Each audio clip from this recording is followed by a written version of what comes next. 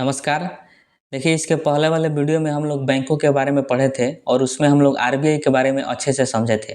तो आज के इस वीडियो में हम लोग बैंकों के प्रकार को देखेंगे कि बैंकों का बहुत ज़्यादा प्रकार होता है कि गैर अनुसूचित बैंक क्या है, अनुसूचित बैंक क्या है। ये जो है 2 प्रकार का होता है, कमर्शियल बैंक और कोऑपरेटिव बैंक। कमर्शियल बैंक में हम लोग सार्वजनिक बैंक को देखेंगे, निजी बैंक, विदेशी बैंक, लघु वित्त बैंक, क्षेत्रीय ग्रामीण बैंक, पेमेंट बैंक, ये सब होते क्या हैं, इनको समझेंगे। फिर हम लोग देखेंगे केंद्रीय सहकारी बैंक, शहरी सहकारी बैंक, ग्रामीण सहकारी बैंक, क्योंकि इन सभी से जो है प्रश्न एग्जाम में पूछे जाते हैं। उसके बाद हम लोग विकासात्मक बैंकों के बारे में पढ़ेंगे, जिसमें नाबार्ड आता है, एक्जिम बैंक, आईडीबीआई बैंक आता है, एनएचबी बैंक आता है। इन सभी चीज़ों के बारे में समझेंगे। फिर हम लोग बैंकों का राष्ट्रीयकरण देखेंगे कि राष्ट्रीयकरण होता क्या है, किन किन बैंकों का राष्ट्रीयकरण हुआ, कब कब हुआ, इन सभी चीज़ों को समझेंगे। और वीडियो के लास्ट में हम लोग प्रीवियस ईयर क्वेश्चन का टेस्ट भी लगाएंगे, जो कि सभी एग्जामों के लिए महत्वपूर्ण है। तो चलिए अब वीडियो को शुरू करते हैं। देखिए, आप इसके पहले वाले वीडियो में आरबीआई एक्ट 1934 पढ़ चुके हैं। तो इसी एक्ट के तहत जो है आरबीआई द्वारा बैंकों का क्लासिफिकेशन किया गया कि बैंकों को कितने भागों में बांटा जाए। तो आरबीआई जो है वो बैंकों को मुख्यतः 2 भागों में बांटी है, एक अनुसूचित बैंक यानी शेड्यूल्ड बैंक और दूसरा नॉन शेड्यूल्ड बैंक यानी गैर अनुसूचित बैंक। ठीक है, तो आपको ध्यान रखना है कि बैंकों को कितने भागों में बांटा गया है, तो 2 भाग में, अनुसूचित बैंक और गैर अनुसूचित बैंक। अब देखिए, अनुसूचित बैंक जो होता है इसका 2 प्रकार होता है, एक होता है कमर्शियल बैंक और दूसरा होता है कोऑपरेटिव बैंक। कमर्शियल बैंक को ही वाणिज्यिक बैंक या फिर व्यापारिक बैंक के नाम से जाना जाता है और कोऑपरेटिव बैंक को सहकारी बैंक कहते हैं। अब देखिए, वाणिज्यिक बैंक जो होता है ये कई प्रकार के होता है। सार्वजनिक बैंक होता है, निजी बैंक, विदेशी बैंक, लघु वित्त बैंक, क्षेत्रीय ग्रामीण बैंक, पेमेंट बैंक, ये सब मैं आपको बताऊंगा एकदम आसान भाषा में, आपको पूरा समझ में आ जाएगा।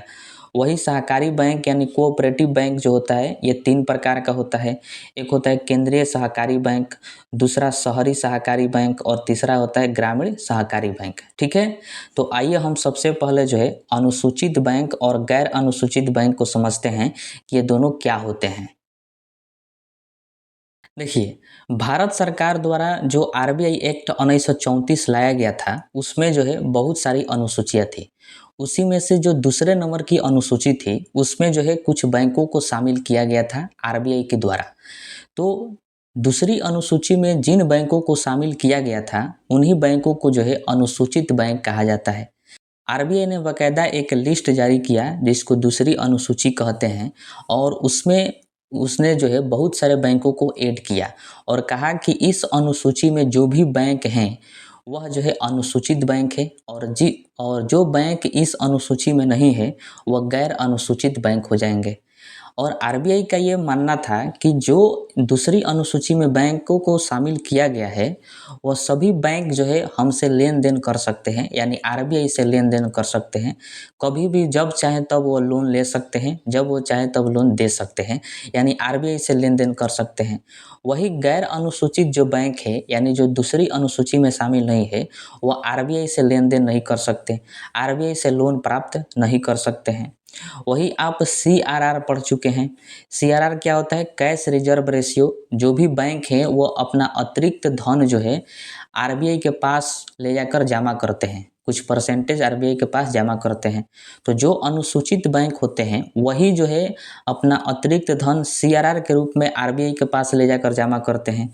लेकिन जो गैर अनुसूचित बैंक होते हैं वह सीआरआर के रूप में आरबीआई के पास पैसा जमा नहीं करते हैं, वह अपने पास ही जमा कर लेते हैं। इससे क्या होता है कि आरबीआई उनको लोन नहीं देती है, क्योंकि वो दूसरी अनुसूची में शामिल नहीं है। और जो अनुसूचित बैंक है उसको जो है आरबीआई जब चाहे तब लोन दे सकती है। जब वो अनुसूचित बैंक आरबीआई से लोन मांग ले तब उसको लोन मिल जाएगा, ये फ़ायदा होता है। और जो अनुसूचित बैंक होते हैं उनका सिक्योरिटी भी हाई होता है, मतलब सुरक्षा उनका आरबीआई करती है। उनके ऊपर जो है आरबीआई का हाथ होता है, यानी वो कभी भी डूब नहीं सकते जो अनुसूचित बैंक होते हैं, क्योंकि उनके ऊपर आरबीआई का हाथ है। जब भी वो डूबेंगे तो आरबीआई उनको बचा लेगा। अब डूबने का मतलब क्या होता है कि उनके पास पैसा जब खत्म होने लगेगा तो आरबीआई जो है आरबीआई उनको लोन दे देगी, जिससे वो फिर से जीवित हो जाएंगे। लेकिन वही गैर अनुसूचित बैंक होते हैं इनका जो है कोई सुरक्षा करने वाला नहीं होता है, आरबीआई भी नहीं करती है, लोन नहीं देती है। अगर बाई चांस कभी लोन दे भी दे आरबीआई गैर अनुसूचित बैंकों को, तो ब्याज दर हाई रख देती है जिसको ये चुका नहीं पाते हैं, और इनका कोई सुरक्षा नहीं होता है, ये कभी भी डूब सकते हैं। गैर अनुसूचित बैंक जो होते हैं वो सब हम आगे पढ़ेंगे कि कौन कौन से अनुसूचित बैंक है और गैर अनुसूचित बैंक है, ठीक है। तो ये होता है कि जो दूसरी अनुसूची में शामिल होते हैं उन्हीं को जो है अनुसूचित बैंक कहा जाता है, और जो दूसरी अनुसूची में शामिल नहीं है आरबीआई एक्ट 1934 के तहत, तो उनको जो है गैर अनुसूचित बैंक कहा जाता है।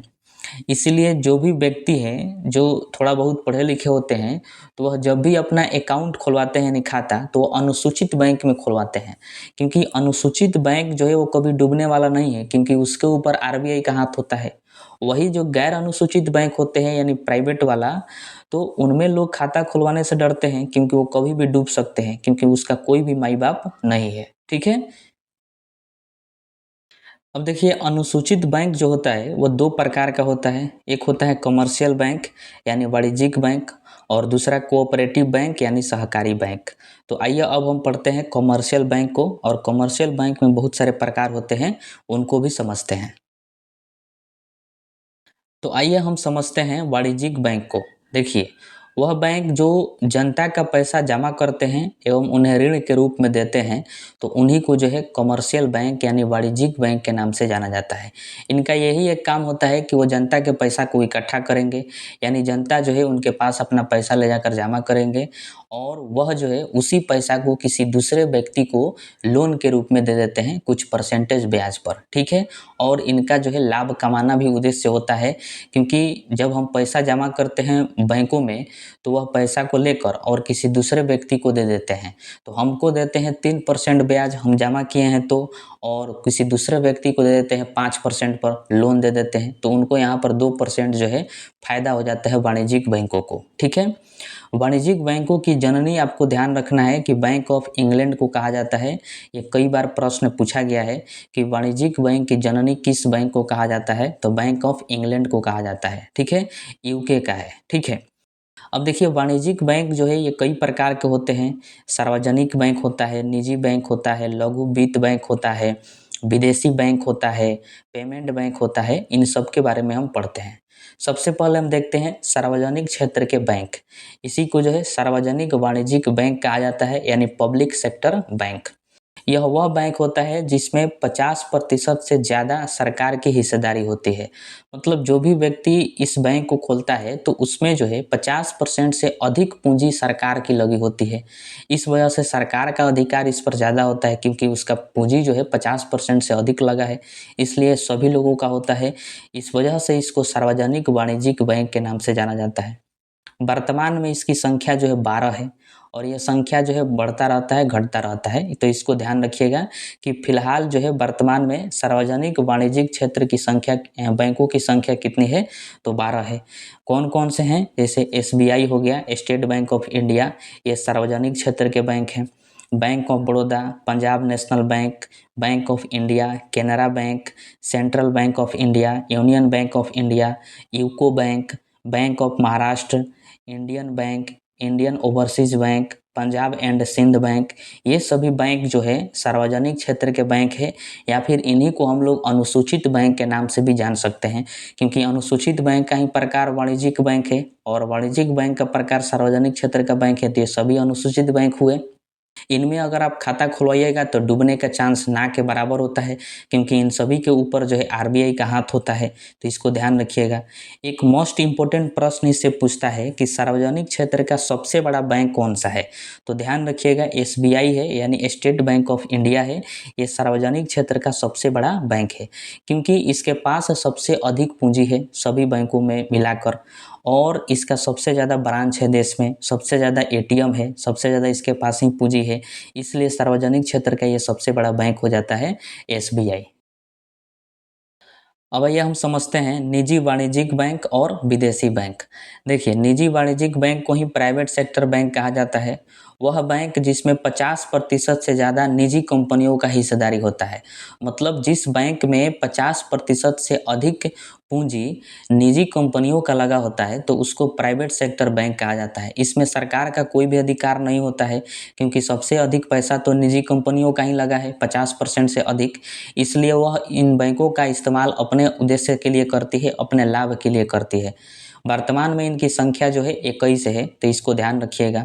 जैसे HDFC bank, ICICI bank, axis bank, IDBI bank, yes bank, Kotak Mahindra bank, बंधन बैंक, ये तमाम तरह की बैंकें जो हैं टोटल 21 हैं, ये प्राइवेट सेक्टर की बैंक है। ठीक है। एक इम्पोर्टेंट प्रश्न ध्यान रखिएगा कि निजी क्षेत्र का सबसे बड़ा बैंक जो है वह एचडीएफसी है। ठीक है, मोस्ट इम्पोर्टेंट प्रश्न है। यदि आपसे पूछे कि निजी क्षेत्र का यानी प्राइवेट सेक्टर का सबसे बड़ा बैंक कौन सा है, तो एचडीएफसी बैंक है। ठीक है।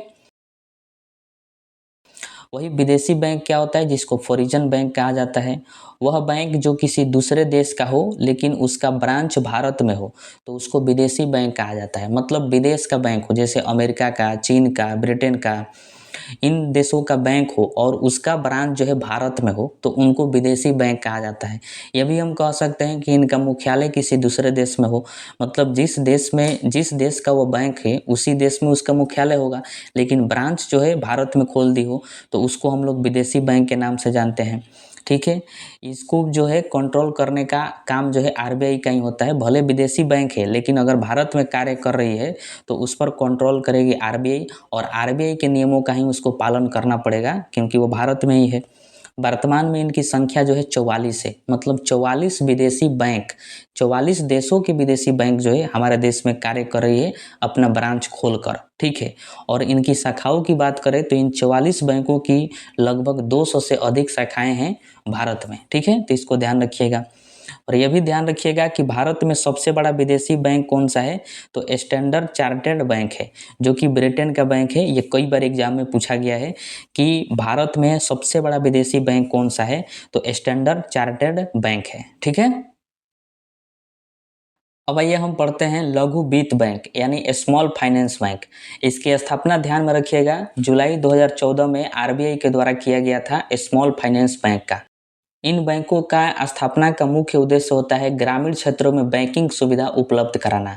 वैसे ग्रामीण क्षेत्र जहां की बहुत बड़ी जनसंख्या जो है बैंकिंग सुविधा से वंचित है, बैंकिंग सुविधा से अछूत है, मतलब वहां पर आज तक कोई बैंक नहीं खुला, बैंकिंग सुविधा नहीं है, उन ग्रामीण क्षेत्रों में स्मॉल फाइनेंस बैंक की स्थापना किया जाता है। इसके नाम से ही क्लियर है कि स्मॉल फाइनेंस है, मतलब बहुत छोटा लघु वित्त बैंक है जो किसानों को, छोटे छोटे व्यवसायियों को लोन देती है, ऋण मुहैया कराती है। जैसे लघु उद्योग हो गया, कुटीर उद्योग हो गया, असंगठित क्षेत्र हो गया। हम लोग शुरू के ही वीडियो में असंगठित क्षेत्र के बारे में पढ़ चुके हैं। असंगठित क्षेत्र उन क्षेत्रों को कहा जाता है जहां पर लोगों का वेतन फिक्स नहीं होता है, नौकरी फिक्स नहीं होता है, तो उन सभी व्यक्तियों को जो है लोन देने का काम करता है स्मॉल फाइनेंस बैंक ग्रामीण क्षेत्रों में। क्योंकि ग्रामीण क्षेत्रों में देखिएगा कि बड़े बड़े जो बैंक होते हैं वह अपना ब्रांच खोलना नहीं चाहते हैं, क्योंकि वह केवल लाभ के उद्देश्य से होते हैं, क्योंकि उनको केवल लाभ कमाना होता है और ग्रामीण क्षेत्र में उतना पैसा तो है नहीं, इस वजह से उनको कोई फ़ायदा होने वाला नहीं है, इसलिए वो बड़े बड़े शहरों में जाते हैं। इसलिए आरबीआई सोची कि इस तरह जब तक गाँव का विकास नहीं होगा, ग्रामीण क्षेत्रों का विकास नहीं होगा, तब तक देश का विकास नहीं हो सकता है। इसलिए आरबीआई के द्वारा जो है स्मॉल फाइनेंस बैंक की शुरुआत किया गया, ताकि ये ग्रामीण क्षेत्र में ग्रामीण लोगों को, किसानों को, छोटे छोटे व्यवसायियों को, जो छोटे छोटे उद्योग धंधा करते हैं, उनको ऋण दिया जा सके ताकि वो अपना व्यवसाय को बढ़ा सकें। और जब वो अपना व्यवसाय बढ़ाएंगे तो पूरे देश का विकास होगा, क्योंकि बड़े बड़े बैंक ये सब चाहते नहीं है, क्योंकि उनको फ़ायदा केवल चाहिए। इसलिए आरबीआई ने इसका स्थापना किया। ठीक है। और आरबीआई ही इन बैंकों को कंट्रोल करती है ताकि ये डूबे नहीं, इन पर अपना हाथ रखी रहती है आरबीआई।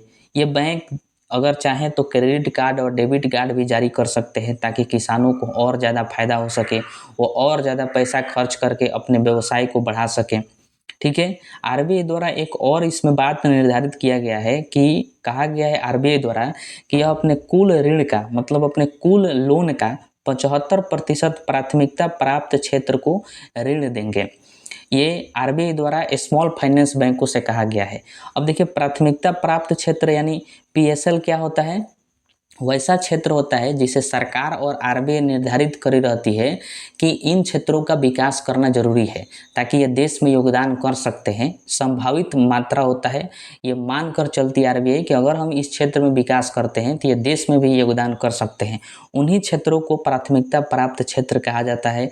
और आरबीआई कहती है स्मॉल फाइनेंस बैंकों से कि आप जितना ऋण देते हैं, जितना आपके पास ऋण देने के लिए पैसा है, उसका 75% आप पैसा क्या करिए, प्राथमिक प्राप्त क्षेत्र में लगा दीजिए। प्राथमिक प्राप्त क्षेत्र के लोगों को लोन दे दीजिए ताकि देश का विकास हो सके। ठीक है। वर्तमान में देखिए 11 स्मॉल फाइनेंस बैंक है। कौन कौन सा है देख सकते हैं आप लोग कि एयू स्मॉल फाइनेंस बैंक है, कैपिटल स्मॉल फाइनेंस बैंक है, इक्वेटास स्मॉल फाइनेंस बैंक है, उत्कर्ष स्मॉल फाइनेंस बैंक है। उत्कर्ष जो है सबसे फेमस है, बहुत लोग इसका नाम जानते हैं। ठीक है, तो ये स्मॉल फाइनेंस बैंक होता है। अब ये हम समझते हैं क्षेत्रीय ग्रामीण बैंक यानी रीजनल रूरल बैंक, इसी को आरआरबी के नाम से जाना जाता है। इसकी स्थापना जो है 2 अक्टूबर 1975 ईस्वी को हुआ था, ध्यान रखिएगा। इसका भी वही उद्देश्य होता है कि उन गांव में बैंकों की स्थापना किया जाए जहां पर बैंकिंग सुविधा आज तक नहीं है, बैंकिंग सुविधा का अभाव है, तो वहां पर जो है क्षेत्रीय ग्रामीण बैंक की स्थापना किया जाता है। इसका मेन उद्देश्य होता है कमजोर वर्ग को सस्ते ऋण उपलब्ध कराना। मतलब जो भी ग्रामीण क्षेत्र में कमजोर वर्ग हैं, मतलब धनी मनी व्यक्ति नहीं है, उनको जो है ऋण उपलब्ध कराना, लोन उपलब्ध कराना। और कृषि के लिए ऋण देना, मतलब कृषि के लिए जो भी सामान है, जो भी वस्तुएं लगती है, उनके लिए ऋण देने का काम जो है क्षेत्रीय ग्रामीण बैंकों का होता है। और ग्रामीण इलाकों में बचत को बढ़ावा देना, मतलब बचत, लोगों के पास बचत में कुछ रहे, इसके लिए जो है क्षेत्रीय ग्रामीण बैंक की स्थापना किया जाता है आरबीआई के द्वारा। क्योंकि कोई भी बैंक है वो नहीं चाहता है कि हम ग्रामीण क्षेत्रों में अपना बैंक खोलें। तो सरकार और आरबीआई देखिए कि बड़े बड़े जो भी बैंक है वो अपना ब्रांच ग्रामीण क्षेत्रों में खोलना नहीं चाहते हैं। इसलिए आरबीआई द्वारा और सरकार द्वारा जो है दिमाग लगाया गया और सरकार कही कि जो भी व्यक्ति ग्रामीण क्षेत्रों में यानी क्षेत्रीय ग्रामीण बैंक खोलेगा उसको हम 50% पूंजी देंगे। मतलब अगर कोई व्यक्ति तैयार होता है कि क्षेत्रीय ग्रामीण बैंक खोलेंगे तो उसको सरकार जो है 50% पूंजी देगी, क्योंकि बैंक तो खोलने के लिए पूंजी चाहिए, तो सरकार उसको 50% पूंजी देगी। और उसके बाद सरकार कही कि जिस राज्य में आप खोलिएगा, क्योंकि किसी न किसी राज्य में ही गांव है, तो जिस राज्य में आप खोलिएगा वह राज्य सरकार जो है आपको 15% पूंजी देगी। तो 50% केंद्र सरकार दे दी, 15% जिस राज्य में खोलिएगा वो राज्य सरकार दे दी, तो हो गया कितना, 65%। और कही कि स्पॉन्सर बैंक यानी प्रवर्तक बैंक जो होंगे वह जो है 35% देंगे। अब ये स्पॉन्सर बैंक क्या होते हैं कि मतलब ग्रामीण क्षेत्रीय ग्रामीण बैंकों को स्पॉन्स करते हैं अपने फायदा के लिए, क्योंकि कहते हैं कि हम इसमें पैसा लगा देंगे 35% और कुछ फायदा होगा तो हम ले लेंगे, तो उन्हीं को जो है स्पॉन्सर्स बैंक कहा जाता है। तो इस तरह से मिलाकर कुल 100% पूंजी हो जाता है। तो जो भी व्यक्ति खोलता है क्षेत्रीय ग्रामीण बैंक तो उसको जो है 100% पूंजी ऑटोमेटिक मिल जाता है केंद्र सरकार से, राज्य सरकार से और प्रवर्तक बैंकों से। ठीक है, इस प्रकार क्षेत्रीय ग्रामीण बैंकों की स्थापना होती है। लेकिन अब देखिए केलकर समिति की सिफारिश के आधार पर 1987 में क्षेत्रीय ग्रामीण बैंक की स्थापना पर रोक लगा दिया गया। 1987 से जो है कह दिया गया कि अब जो है क्षेत्रीय ग्रामीण बैंक की स्थापना नहीं होगी, क्योंकि इनकी संख्या जो है बहुत ज़्यादा हो गई है, क्योंकि बहुत ज़्यादा लोग खोलने लगे, क्योंकि कोई भी इसमें पूंजी अपना तो लगाना नहीं था, 100% पूंजी मिल जा रहा था, इस वजह से। वर्तमान में देखिएगा कि 43 जो है आरआरबी है यानी क्षेत्रीय ग्रामीण बैंक है। कौन कौन सा है, तो ग्रामीण बैंक ऑफ आर्यवर्त है, बिहार ग्रामीण बैंक है। देखिए बिहार में 2 ग्रामीण बैंक था, एक उत्तर बिहार ग्रामीण बैंक और एक दक्षिण बिहार ग्रामीण बैंक। हाल ही में दोनों को जो है मर्ज करके एक बना दिया गया, केवल बिहार ग्रामीण बैंक उसका नाम हो गया। असम ग्रामीण बैंक, उड़ीसा ग्रामीण बैंक, पंजाब ग्रामीण बैंक, मेघालय ग्रामीण बैंक। तो ये जो देखिएगा आपके भी गांव शहर में होगा, तो ये गांव के लेवल पर होते हैं जिनको ग्रामीण बैंक कहा जाता है। ठीक है। अब भैया हम सबसे लास्ट बैंक पढ़ते हैं पेमेंट बैंक, जिसको भुगतान बैंक के नाम से जाना जाता है। इसका मुख्य उद्देश्य होता है शहर एवं ग्रामीण क्षेत्रों में कम आय वालों को बैंकिंग सुविधा उपलब्ध कराना। जिनकी आय जो है कम होती है उनको बैंकिंग सुविधा देना, ये इसका कार्य होता है पेमेंट बैंक का। यह बैंक केवल डिजिटल रूप से होता है, कोई फिजिकल रूप से इसका कोई भी ब्रांच आप नहीं देख सकते। क्या आप कभी देखे हैं कहीं पर लिखा होगा पेमेंट बैंक वाला बैंक? नहीं होता है, क्योंकि यह डिजिटल रूप से ही होता है, फिजिकल रूप से कहीं पर भी इसका ब्रांच नहीं होता है। इसका जो है मेन उद्देश्य होता है कि ये केवल जनता के पैसा को जमा करता है, ऋण नहीं देता है, लोन किसी को भी ये नहीं देता है। पेमेंट बैंक, जो भी पेमेंट बैंक होगा वो जनता के पैसा को ले लेगा, इकट्ठा कर लेगा, जमा करता है, लेकिन लोन के रूप में कुछ नहीं देता है, और यह डिजिटली रूप से होता है, ध्यान रखिएगा इसको।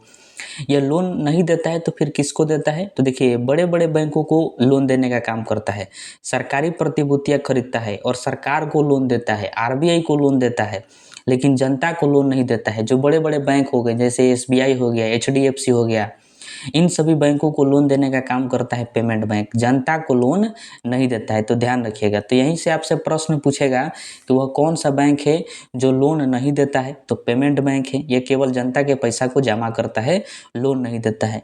ये डेबिट कार्ड जारी कर देता है, क्योंकि जो जनता अपना पैसा जमा की है तो वो पैसा तो कभी भी निकाल सकती है, इस वजह से वो डेबिट कार्ड जारी करता है, लेकिन क्रेडिट कार्ड जारी नहीं करता है, क्योंकि क्रेडिट कार्ड जारी करने का मतलब है लोन देना। क्रेडिट कार्ड जिसके पास होता है, तो अगर उसके अकाउंट में पैसा है चाहे नहीं है, वो कोई भी सामान खरीद सकता है उस कार्ड से, तो वह लोन के रूप में ही हो गया। इसलिए क्रेडिट कार्ड को जारी नहीं करता है, केवल डेबिट कार्ड जारी करता है। ध्यान रखिएगा, सभी पॉइंट इंपॉर्टेंट है। वर्तमान में कुल 6 पेमेंट बैंक है पूरे भारत में। एयरटेल पेमेंट बैंक है, आईपीपी बैंक है, इंडियन पोस्ट पेमेंट बैंक जो कि पोस्ट ऑफिस में खुलवाया जाता है, वो भी पेमेंट बैंक है। उसका कहीं पर भी आप ब्रांच नहीं देखिएगा, वो आपके मोबाइल में सब सुविधा देगा। वो आपको डेबिट कार्ड भी देता है, वर्चुअल डेबिट कार्ड देता है, फिजिकल डेबिट कार्ड नहीं देता है। आपके मोबाइल में आ जाएगा वर्चुअल डेबिट कार्ड, आप उसको लॉगिन करके फ़ोन पे, गूगल पे, कहीं से भी आप पैसा ट्रांसफ़र कर सकते हैं। वही एक और पेमेंट बैंक है, फिनो पेमेंट बैंक, जिसका आप नाम जानते हैं। तो ये सब जो है पेमेंट बैंक होते हैं, ठीक है। अब आइए हम पढ़ते हैं सहकारी बैंक यानी कोऑपरेटिव बैंक। देखिए, इसके पहले आप जितना भी पढ़ चुके हैं बैंकों के बारे में, वो सभी के सभी जो है अनुसूचित बैंक है। मतलब आरबीआई एक्ट 1934 के तहत जो दूसरी अनुसूची में जिन भी बैंकों को शामिल किया गया है वह अनुसूचित बैंक है। तो जितना आप इसके पहले पढ़े वो सब के सब अनुसूचित बैंक है। लेकिन अब आप जो पढ़िएगा कोऑपरेटिव बैंक, ये सब के सब जो है गैर अनुसूचित बैंक है।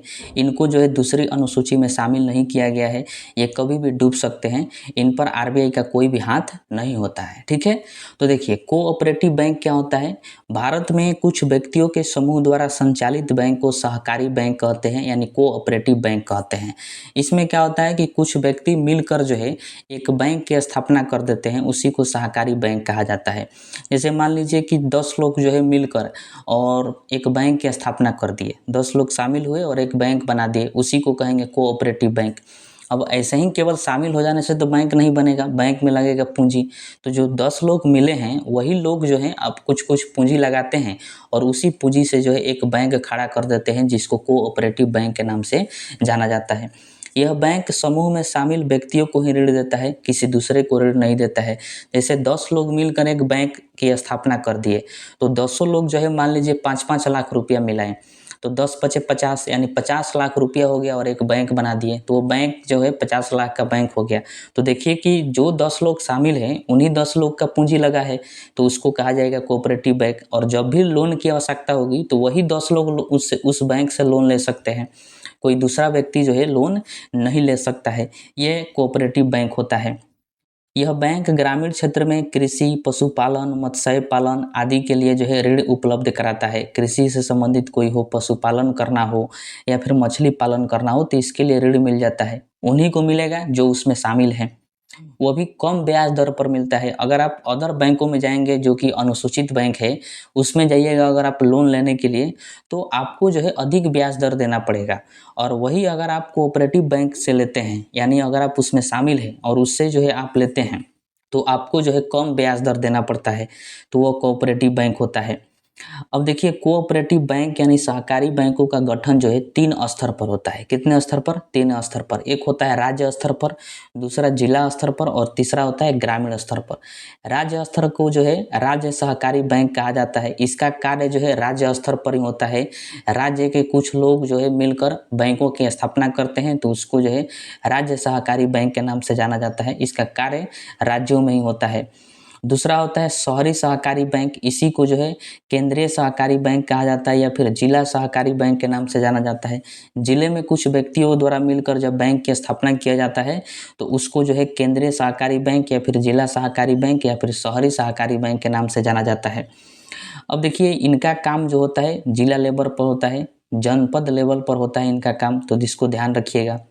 वही जो ग्रामीण सहकारी बैंक है या फिर इसी को जो है प्राथमिक ऋण सहकारी समिति के नाम से जाना जाता है। जब ग्रामीण क्षेत्र के लोग जो है मिलकर बैंक की स्थापना करते हैं तो उसको ग्रामीण सहकारी बैंक के नाम से जाना जाता है। ये क्या करते हैं, अल्पकालिक वित्त प्रदान करते हैं, मतलब अल्पकालिक लोन देते हैं ग्रामीण सहकारी बैंक। इसी के अंदर जो है पैक्स आता है। पैक्स का आप नाम सुने होंगे, पैक्स का चुनाव भी होता है। तो पैक्स आता है जो किसानों को अनाज बेचता है, किसान के अनाज को लेकर वो क्या करता है, बेचता है और उन्हें समय समय पर बीज कीटनाशक दवाइयाँ उपलब्ध कराता है पैक्स। तो ये होता है ग्रामीण सहकारी बैंक। ठीक है। अब देखिए इन सभी बैंकों के अलावा भी भारत में बहुत सारे बैंक हैं जो कि विकास का कार्य करते हैं, अलग अलग क्षेत्रों में लोन देते हैं ताकि वो अलग अलग क्षेत्रों में विकास किया जा सके। उन्हीं को जो है विकास बैंक के नाम से जाना जाता है, यानी डेवलपमेंट बैंक। ठीक है। तो भारत में जो है विकास बैंक भी हैं, आइए उनके बारे में पढ़ते हैं। देखिए अर्थव्यवस्था में समुचित विकास के उद्देश्य से विकास बैंक खोले जाते हैं, मतलब पूर्ण रूप से विकास उद्देश्य का, इसके लिए जो है विकास बैंक की स्थापना किया जाता है। इन बैंकों का मुख्य उद्देश्य कृषि क्षेत्र, उद्योग क्षेत्र और आवासीय क्षेत्र में दीर्घकालीन ऋण उपलब्ध कराना होता है। मतलब विकास बैंक जो होते हैं इनका सभी बैंकों का अलग अलग क्षेत्र में ऋण उपलब्ध कराने के लिए स्थापना किया जाता है। कोई कृषि क्षेत्र में लोन देता है, कोई उद्योग क्षेत्र में लोन देता है, कोई आवासीय क्षेत्र में मतलब घर द्वार बनाने में लोन देने का काम करता है, वो भी दीर्घकालीन लोन, लॉन्ग टर्म के लिए लोन देने का काम करता है, उसी को विकास बैंक कहा जाता है। आरबीआई के अंतर्गत देश में 6 विकास बैंक है जो कि आरबीआई द्वारा स्थापित किया गया है। नाबार्ड है, एक्जिम है, एनएचबी है, सिडबी है, मुद्रा है, आईडीबीआई है। इन 6 से प्रश्न पूछा जाता है, बहुत ज़्यादा इम्पोर्टेंट है। इन सब का काम जो है अलग अलग होता है, ये सब अलग अलग क्षेत्रों में लोन देने का काम करते हैं ताकि पूरे देश का विकास हो सके। तो आइए अब इन 6 के बारे में हम लोग एक एक करके पढ़ते हैं। देखिए पहला है नाबार्ड। नाबार्ड का पूरा नाम है national bank for agriculture and rural development, ये पूरा नाम है, शॉर्ट में इसको नाबार्ड कहा जाता है। इसकी स्थापना ध्यान में रखिएगा, पूछा जाता है कि नाबार्ड की स्थापना कब हुआ था, तो 12 जुलाई 1982 ईस्वी में हुआ था और शिव रमन समिति के सिफारिश पर किया गया था नाबार्ड की स्थापना। ठीक है। इसका मुख्यालय कहाँ है, हेडक्वार्टर तो मुंबई में है। इसका मुख्य कार्य होता है कृषि एवं ग्रामीण क्षेत्रों में ऋण उपलब्ध कराना। मतलब कृषि से संबंधित अगर आपको लोन लेना है तो आप नाबार्ड बैंक में जा सकते हैं, वहाँ पर आपको जो है कृषि संबंधित जो भी लोन चाहिए वो आपको मिल सकता है। ठीक है। नाबार्ड जो है ये किसान क्रेडिट कार्ड भी जारी करता है। किसान क्रेडिट कार्ड के माध्यम से, क्रेडिट कार्ड क्या होता है कि अगर आपके अकाउंट में पैसा नहीं है तब भी आप खरीद बिक्री कर सकते हैं। तो कृषि से संबंधित किसान क्रेडिट कार्ड होता है, इसके माध्यम से आप कोई भी लोन ले सकते हैं, कोई भी वस्तु खरीद सकते हैं कृषि से संबंधित। तो ये जारी करने का काम जो है नाबार्ड करता है। ठीक है। उसके बाद होता है एक एक्जिम बैंक।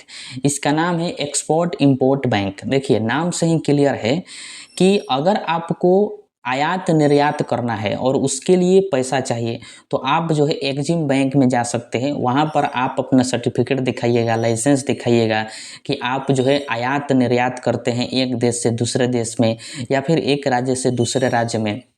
क्योंकि देश के विकास करने में आयात निर्यात का बहुत बड़ा योगदान है। क्योंकि एक राज्य में वस्तु को उत्पादन करके किसी दूसरे राज्य में नहीं भेजिएगा तो फिर उसको उत्पादन करने से कोई फायदा है नहीं। इसलिए आयात निर्यात बहुत बड़ा योगदान रखता है देश के विकास में, अर्थव्यवस्था के विकास में। तो उसके लिए अगर आपको पैसा चाहिए तो आप एक्जिम बैंक में जा सकते हैं। इसकी स्थापना जो है 1 जनवरी 1982 ईस्वी को हुआ था और इसका मुख्यालय जो है मुंबई में है, ध्यान रखिएगा। ठीक है। उसके बाद है एनएचबी। इसका नाम है national housing bank. National housing bank, इसकी स्थापना जो है 9 जुलाई 1988 ईस्वी को हुआ था और इसका मुख्यालय जो है नई दिल्ली में है। एनएचबी का मुख्य कार्य है घर निर्माण के लिए ऋण उपलब्ध कराना। अगर आप चाहते हैं कि आपका घर नहीं है और आप अपना घर बनवाना चाहते हैं और उसके लिए आपके पास पूंजी नहीं है, पैसा नहीं है, तो आप एनएचबी जा सकते हैं, एनएचबी बैंक में। वहाँ पर आपको जो है घर बनवाने के लिए पैसा मिल सकता है, लोन मिल सकता है कुछ परसेंटेज ब्याज पर, ताकि आप अपना घर निर्माण कर सकें। ठीक है। उसके बाद आता है सिडबी बैंक। इसका पूरा नाम है small industrial development bank of India, जिसको शॉर्ट फॉर्म में सिडबी के नाम से जाना जाता है। वेरी वेरी इंपॉर्टेंट है। इसकी स्थापना जो है 2 अप्रैल 1990 ईस्वी को हुआ था। और इसका मुख्यालय कहाँ है, तो लखनऊ में है, ध्यान रखिएगा, उत्तर प्रदेश में है। इसका मुख्य कार्य है लघु उद्योगों के विकास के लिए ऋण उपलब्ध कराना। लघु उद्योग जितना भी हो जाता है, छोटा छोटा बिजनेस, उसके लिए अगर आप उसकी शुरुआत करना चाहते हैं और आपके पास पूंजी नहीं है, तो आप सिडबी से जो है लोन ले सकते हैं। आपको कम ब्याज दर पर लोन मिल जाएगा, ताकि आप लघु उद्योग को बढ़ा सकें, लघु उद्योग जो है खोल सकें और अपना व्यवसाय कर सके, देश की अर्थव्यवस्था को बूस्ट कर सके। इसमें जो है खाता नहीं खुलता है, ध्यान रखिएगा, सिडबी में। और इसकी स्थापना 2 अप्रैल 1990 को हुआ था। ठीक है। अगला बैंक है मुद्रा बैंक। इसका पूरा नाम है micro units development and refinance agency bank, ये इसका पूरा नाम है। इसकी स्थापना ध्यान में रखिएगा 2015 में हुआ था मुद्रा बैंक की स्थापना। इसका मुख्य कार्य होता है छोटे उद्यमियों को ऋण प्रदान कर उन्हें स्वयं का व्यवसाय करने के लिए प्रोत्साहित करना। मतलब देखिए, जो छोटे उद्यमी होते हैं उनके पास पूंजी नहीं होता है, तो मुद्रा बैंक से जो है उनको लोन मिल जाता है, यानी उनको प्रोत्साहन मिल जाता है, जिससे वो जो है स्वयं का व्यवसाय खोल सकते हैं। क्योंकि छोटे छोटे विकास से ही पूरे देश का विकास हो सकता है। ऐसा नहीं है कोई अवतार ले ले और तुरंत अर्थव्यवस्था का विकास कर दे, किसी देश का तुरंत विकास हो जाए, ऐसा नहीं हो सकता है। छोटे छोटे लेवल पर, ग्रामीण क्षेत्रों पर जब ध्यान दिया जाता है, तो उससे जो है विकास होते होते पूरे देश का विकास होता है। क्योंकि जब तक आप गाँवों को शामिल नहीं कर सकते, गाँवों को लेकर नहीं चल सकते हैं, तब तक पूरे देश का विकास नहीं हो सकता है। इसीलिए जो है ये आरबीआई का सब रचा हुआ षड्यंत्र है। आरबीआई के द्वारा ही इन सभी बैंकों की स्थापना किया जाता है, ताकि ये जो है लोगों को ऋण बांटें। ऋण बांटने से छोटे छोटे व्यवसाय खुलेंगे, छोटे छोटे विकास होंगे, उससे जो है पूरे देश का विकास हो सकता है। ठीक है। अगला है आईडीबीआई। इसका पूरा नाम होता है industrial development bank of India. इससे जो है ऐसा ही प्रश्न पूछ लिया जाता है पूरे नाम से कि इसका फुल फॉर्म क्या होगा, पूरा नाम इसका बताइए। आईडीबीआई की स्थापना जो है 1964 में हुआ था, इसको ध्यान रखना है। आईडीबीआई का वर्तमान में मुख्यालय मुंबई में है। आईडीबीआई का मुख्य कार्य होता है औद्योगिक विकास के लिए ऋण देना। देखिए, जितना भी हम आपको ये 6 बैंक पढ़ा दिए, इन 6 बैंक का जो भी कार्य है उनसे प्रश्न पूछा जाता है एग्जाम में। पूछ देगा आपसे कि बताइए मुद्रा बैंक का क्या कार्य है, मुद्रा बैंक किन क्षेत्रों में लोन देने का काम करता है, या फिर नाबार्ड जो है वो किन क्षेत्रों में लोन देता है, या फिर एग्जिम किन क्षेत्रों में लोन देता है। ऐसे प्रश्न जो एग्जाम में पूछा जाता है, तो इसको ध्यान रखिएगा। आईडीबीआई जो है औद्योगिक विकास के लिए ऋण देता है, मतलब उद्योगों के विकास करने के लिए। अब आईडीबीआई हर क्षेत्र में कार्य कर रहा है। आईडीबीआई आज के डेट में बहुत बड़ा बैंक हो चुका है। ठीक है, तो इन 6 को ध्यान में रखिएगा। अब आइए हम सबसे इम्पोर्टेंट टॉपिक को पढ़ते हैं, बैंकों का राष्ट्रीयकरण, नेशनलाइजेशन ऑफ बैंक। देखिए, जब सरकार जो है किसी भी बैंक को अपने कब्जे में ले लेती है, तो उसको बैंकों का राष्ट्रीयकरण कहा जाता है। अब सरकार अपने कब्जे में क्यों लेती है? क्योंकि देखती है कि वह बैंक जो है डूब जाएगा, क्योंकि उसके पास पूंजी नहीं है, पैसा नहीं है, सही से कार्य नहीं कर रहा है। इसलिए सरकार क्या करती है कि उस बैंक में अपना 51% से अधिक पूंजी लगाती है, 51% से अधिक पैसा लगाती है और उस बैंक को अपने कंट्रोल में ले लेती है, जिसको बैंकों का राष्ट्रीयकरण कहा जाता है। ठीक है, तो ध्यान रखिएगा कि किसी भी बैंक में जब सरकार का 51% से अधिक पूंजी लगता है, तो उसको जो है सरकार अपने कंट्रोल में ले लेती है, उसी को बैंकों का राष्ट्रीयकरण कहा जाता है। ठीक है। अब देखिए, भारत में जो है सरकार के द्वारा 2 चरण में बैंकों का राष्ट्रीयकरण किया गया। क्योंकि राष्ट्रीयकरण करने के लिए सरकार के पास भी पैसा चाहिए, क्योंकि 51% पैसा लगाना पड़ेगा, तो बहुत ज़्यादा पैसे की आवश्यकता है। इसलिए सरकार के पास जब जब पैसा आया, तब तब वो बैंकों की राष्ट्रीयकरण की, यानी 2 चरण में राष्ट्रीयकरण किया गया। आइए उसको समझते हैं। प्रथम चरण जो है 1969 में हुआ था, ध्यान में रखिएगा। प्रथम चरण के तहत 14 बैंकों का राष्ट्रीयकरण किया गया सरकार के द्वारा। ध्यान रखिएगा, कई बार पूछा गया है कि प्रथम चरण में कितने बैंकों का राष्ट्रीयकरण किया गया, तो 14 बैंकों का।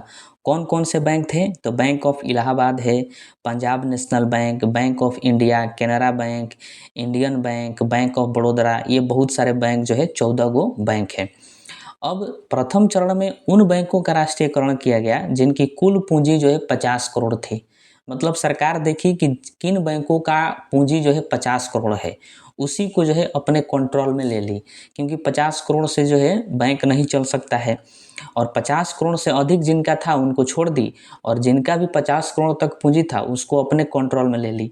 यानी वो 14 बैंक थे 1969 में, उनका राष्ट्रीयकरण कर दिया गया सरकार के द्वारा। ठीक है, वेरी वेरी इंपॉर्टेंट प्रश्न पूछा जाता है कि जब प्रथम चरण का राष्ट्रीयकरण हुआ 1969 में, उस समय भारत के प्रधानमंत्री कौन थे, तो ध्यान रखिएगा श्रीमती इंदिरा गांधी जी थी। ये पूछा गया प्रश्न है। ठीक है,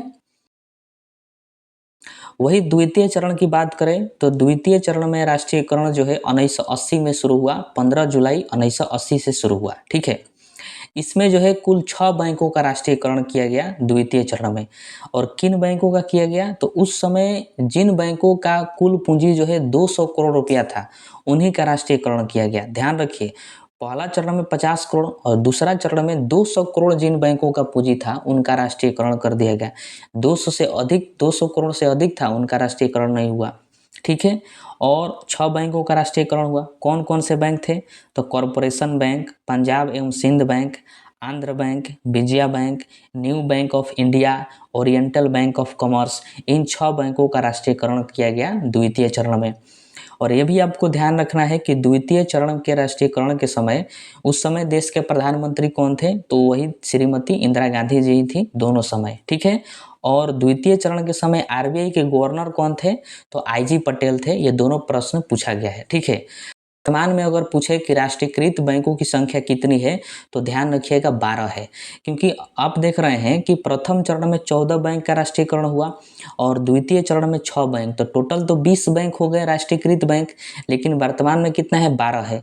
तो इसका सही सा उत्तर है कि बहुत सारे बैंकों को जो है विलय कर दिया गया, मर्ज करके एक बैंक को दूसरे बैंक में मिला दिया गया। इस वजह से जो है 20 राष्ट्रीयकृत बैंक नहीं है, कुल 12 बच गए हैं। तो इसको ध्यान में रखिएगा। अब आइए हम इन 12 बैंकों के बारे में पढ़ते हैं, क्योंकि इनसे जो है एग्जाम में प्रश्न पूछा जाता है। तो देखिए, राष्ट्रीयकृत बैंकों में सबसे पहला बैंक है एसबीआई, यानी स्टेट बैंक ऑफ इंडिया। इसकी स्थापना ध्यान में रखिएगा 1 जुलाई 1955 को हुआ था। और इसका मुख्यालय कहाँ पर है, तो मुंबई में है।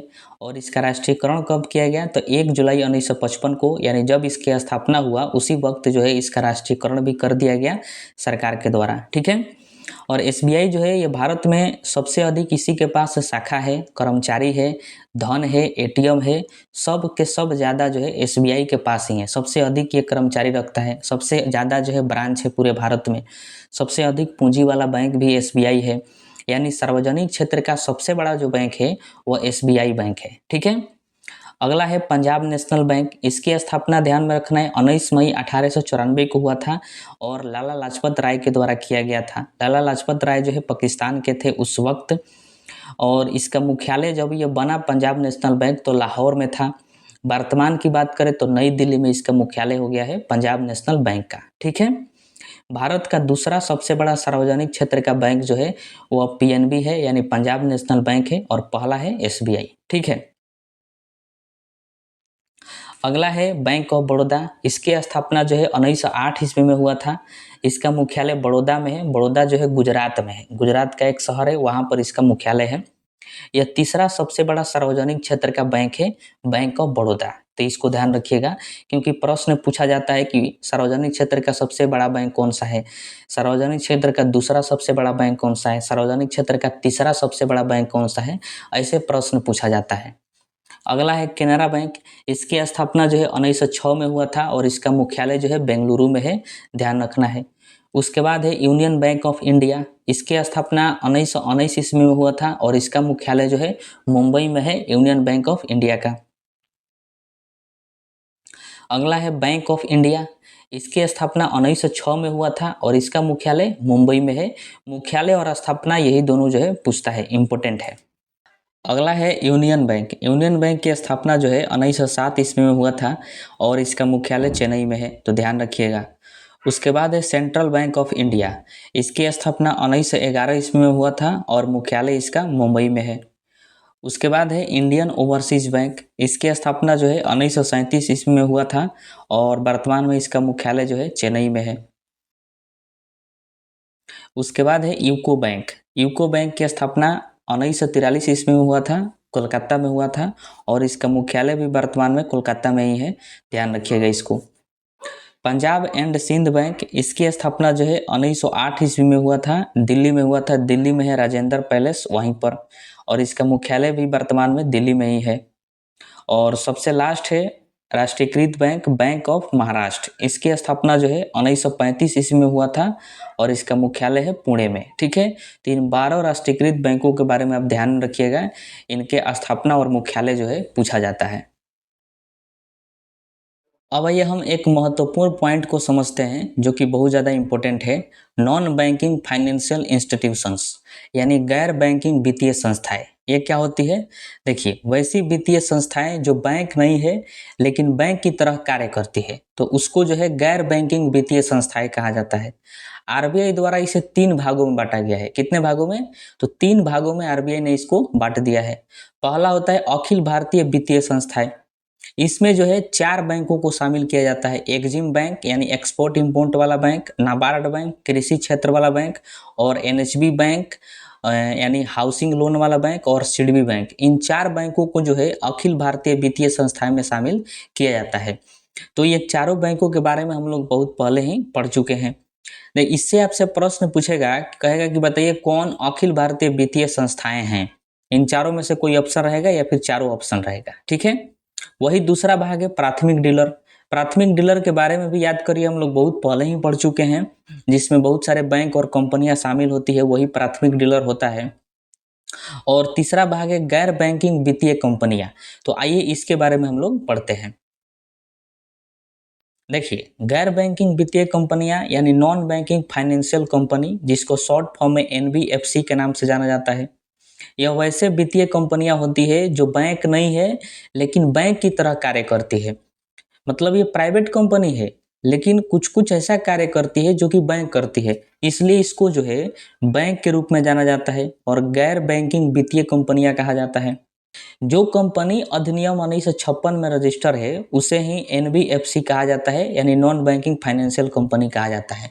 बहुत ज़्यादा इंपॉर्टेंट है, आपसे प्रश्न पूछेगा कि एनबीएफसी किसे कहा जाता है, यानी गैर बैंकिंग वित्तीय कंपनियां। तो जो कंपनी अधिनियम 1956 में रजिस्टर होती है उन्हीं को जो है गैर बैंकिंग वित्तीय कंपनियां कहा जाता है। अब देखिए, इन कंपनियों का काम क्या होता है? तो एक बहुत महत्वपूर्ण काम होता है इनका लोन देना। लोगों को क्या करना? लोन देना। बैंक भी लोन देता है और ये भी लोन देते हैं प्राइवेट कंपनी होकर, इसलिए इनको बैंक कहा जाता है, गैर बैंकिंग कहा जाता है। लेकिन ये लोगों के मांग जमा राशि स्वीकार नहीं करते, मतलब लोगों के पैसा को ये अपने पास जमा नहीं करते हैं। डिमांड ड्राफ्ट जारी नहीं करते हैं। डिमांड ड्राफ्ट के बारे में आप लोग अगले वीडियो में पढ़िएगा, जो अगला वीडियो आएगा बैंकिंग से संबंधित उसमें। और ना ही ये चेक जारी करते हैं, जैसे सभी बैंक जो है अपना चेक जारी करता है, लेकिन ये चेक जारी नहीं करते हैं, डिमांड ड्राफ्ट जारी नहीं करते हैं, लोगों के पैसा को स्वीकार नहीं करते हैं। केवल और केवल इनका एक ही काम है, लोन देना, ऋण बांटना। अब ये कौन कौन सी कंपनी है? जैसे बजाज फाइनेंस का नाम सुने होंगे आप, Mahindra Finance, Krishna Finance, Muthoot Finance. तो ये सभी जो है गैर बैंकिंग वित्तीय कंपनियां हैं। इनका काम है केवल लोगों को लोन बांटना। अब ये लोगों को लोन जो है डायरेक्ट रूप में भी बांट सकते हैं और इनडायरेक्ट रूप में भी बांट सकते हैं। जैसे अगर कोई वस्तु आपको खरीदना है और उस वस्तु को आप खरीदने के लिए अफोर्ड नहीं कर पा रहे हैं, आपके पास उतना पैसा नहीं है। मान लीजिए कि आप एजेंसी में गए बाइक खरीदने के लिए और बाइक का दाम 1 लाख रुपया है और आपके पास 1 लाख रुपया नहीं है, 20,000 ही रुपया है। तो वहीं पर जो है इन कंपनियों का दलाल बैठे रहते हैं उसी एजेंसी में, और वह कहते हैं कि आपके पास जितना भी रुपया है उतना दे दीजिए डाउन पेमेंट के रूप में, और जितना पैसा बचेगा उसके बदले हम आपको ईएमआई कर देंगे, मतलब फाइनेंस कर देंगे। आप किस्त के माध्यम से हर मंथली जो है आप चुका सकते हैं। तो वह क्या करते हैं, आपके पास 20 रुपया है, 20,000 रुपया है, तो वह 20,000 रुपया ले लेता है डाउन पेमेंट के रूप में, और तो बचा 80,000 रुपया। 80,000 रुपया जो है ये फाइनेंस कंपनियां एजेंसी को दे देती है कि तुम अपना गाड़ी का दाम रख लो और ग्राहक को गाड़ी दे दो, और 80,000 का वो क्या करते हैं, ईएमआई कर देते हैं, फाइनेंस कर देते हैं, और उसी 80,000 रुपया को जो है आपसे हर महीना ब्याज के सहित लेते रहते हैं। तो यही इनका काम होता है। तो यहाँ पर देखिए कि वो आपको डायरेक्ट 80,000 रुपया नहीं दिया, इनडायरेक्ट रुपया दे दिया, 80,000 का लोन कर दिया। तो इन सभी कंपनियों का यही काम होता है, केवल और केवल लोन देते हैं। कभी कभी जो है ये आपको डायरेक्ट फोन करके, अगर आप टाइमली अपना किस्त चुका रहे हैं तो वो देखता है कि ग्राहक बढ़िया है, तो आपको फ़ोन करके लोन देते हैं कि आपको लोन पास हुआ है, आप इसको उठा सकते हैं, आप लोन ले सकते हैं। तो ये डायरेक्ट भी लोन दे सकते हैं। इनका जो है बैंक की तरह खाता अकाउंट नहीं होता है, ये कार्ड जारी करते हैं। जैसे बैंक में अगर हम अकाउंट खुलाते हैं तो वो हमको क्या देते हैं, कॉपी दे देते हैं, लेकिन ये कार्ड जारी करते हैं। वर्चुअल कार्ड भी हो सकता है, फिजिकल कार्ड भी हो सकता है, तो एक कार्ड जारी करते हैं। इन सभी को जो है आरबीआई द्वारा नियंत्रित किया जाता है, इसको ध्यान रखिएगा। ये अपने पैसे बहुत सारी चीज़ों में भी इन्वेस्ट करते हैं, जैसे प्रतिभूति खरीदने में, सरकारी प्रतिभूति, म्यूचुअल फंड में भी इन्वेस्ट करते हैं, चिट फंड खरीदने में भी इन्वेस्ट करते हैं।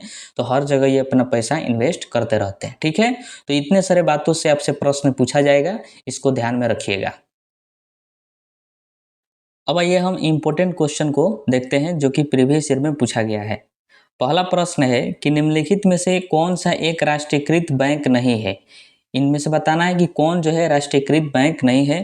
तो आपको पता है कि 12 जो है राष्ट्रीयकृत बैंक है, तो इसका राइट आंसर हो जाएगा option number C, ICICI bank जो है यह राष्ट्रीयकृत बैंक नहीं है।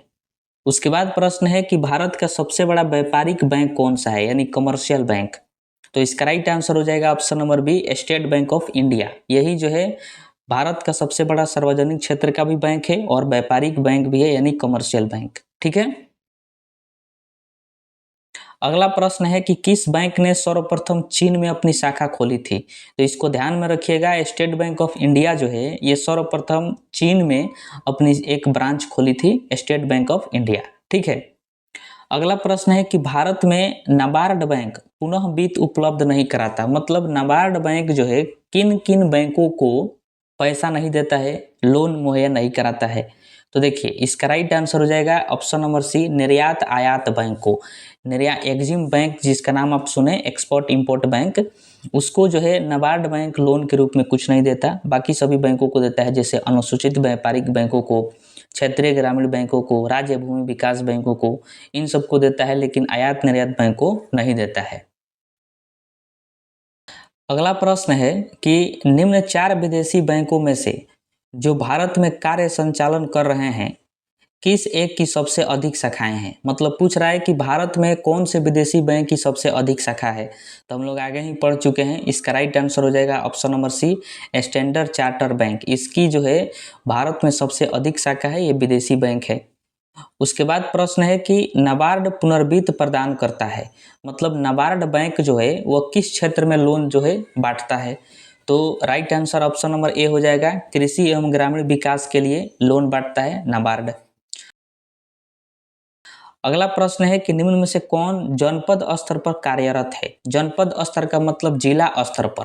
तो देखिए राज्य सहकारी बैंक जो है ये राज्य के लिए कार्य करता है, और केंद्रीय सहकारी बैंक यही जो है जनपद स्तर यानी जिला स्तर पर कार्य करता है। तो इसका right answer option number B हो जाएगा। उसके बाद प्रश्न है कि भारत का सार्वजनिक क्षेत्र में सबसे बड़ा वाणिज्यिक बैंक कौन सा है। तो हम लोग पढ़ चुके हैं, स्टेट बैंक ऑफ इंडिया जो है ये सार्वजनिक क्षेत्र का सबसे बड़ा बैंक है, एसबीआई। ठीक है, अगला प्रश्न है कि निम्नलिखित में से कौन भारत में व्यापारिक बैंकों की देनदारियों में सबसे महत्वपूर्ण अंश है। मतलब पूछ रहा है कि जो भी कमर्शियल बैंक हैं उनके देनदारियों में सबसे महत्वपूर्ण अंश कौन सा है। मतलब सबसे ज़्यादा देनदारियों में किस देनदारियों में बैंकों को फायदा होता है। तो इसका राइट आंसर ध्यान में रखिएगा, सावधि जमाएं। मतलब जो फिक्स डिपॉजिट लोग कराते हैं 4 साल 5 साल के लिए, एक बार में ही पैसा जमा कर देते हैं, उससे बैंकों को सबसे अधिक फायदा होता है। क्योंकि कोई व्यक्ति 5 साल के लिए अगर पैसा छोड़ दिया तो 5 साल तक उस पैसा से बहुत सारे पैसा कमा सकते हैं बैंक। तो सावधि जमा से उनको बहुत ज़्यादा फायदा होता है। तो इसका right answer option number B हो जाएगा। उसके बाद प्रश्न है कि भारत सरकार ने 14 बड़े व्यापारिक बैंकों का राष्ट्रीयकरण सर्वप्रथम किया। मतलब पहले चरण में कब किया था। तो इसका राइट आंसर 1969 हो जाएगा, ऑप्शन नंबर सी। ठीक है, अगला प्रश्न है कि निम्न में से कौन एक शीर्ष संस्था नहीं है, मतलब पूरे देश लेवल की संस्था नहीं है।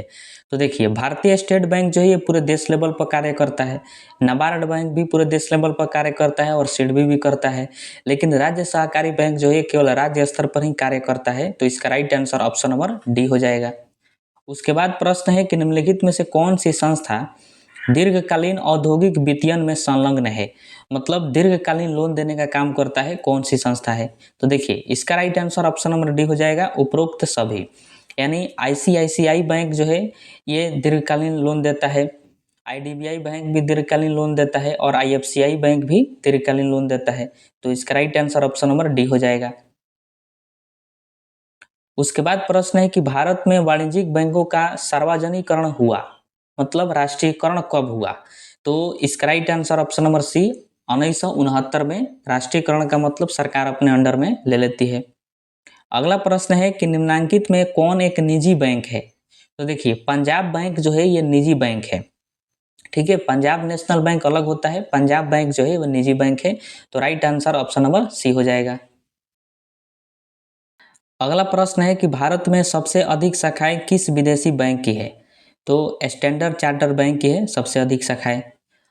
लास्ट प्रश्न है कि भारत में कृषि के लिए पुनर्वित्त प्रदान करने वाला सर्वोच्च बैंक कौन है। तो नाबार्ड बैंक है, नाबार्ड बैंक जो है कृषि से संबंधित लोन देने का काम करता है पूरे देश में, ठीक है।